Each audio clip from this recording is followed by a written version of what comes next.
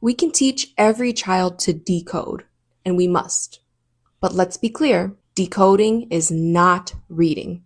It's the beginning of reading, not the end. If students can sound out words but don't understand them or don't see relevance in the content, we haven't done our job. The real literacy crisis isn't just phonics instruction, it's what happens after. Too often, what we call a literacy gap is actually a misalignment between what's taught and what's valued. Yes, background knowledge and academic vocabulary matter for comprehension. Research confirms that. But whose knowledge are we talking about? Who decides what counts as academic or rich content? Students in marginalized communities come into school with funds of knowledge, linguistic dexterity, oral storytelling traditions, cultural histories, lived expertise. But instead of building on that, too many classrooms ignore it, or worse, replace it with scripted curriculum that's disconnected from the students' realities. We need both and thinking. Yes,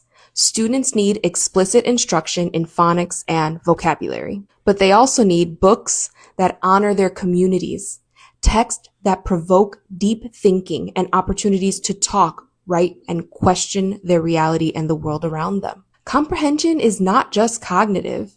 It's cultural and it's relational. Policy must reflect this. We don't close the literacy gap by doubling down on foundational skills alone. We close it by ensuring every student has access to culturally responsive, high-quality materials, opportunities to build knowledge across content areas, teachers trained in robust, well-rounded programming that honors their professional skills and capabilities, instruction that values students' identities as a resource, not a barrier. So no, phonics isn't the finish line. It's step one. The real work is about building readers who not only decode words, but make meaning, challenge narratives, and see themselves reflected in the pages of text. That's not just reading instruction. That is educational justice.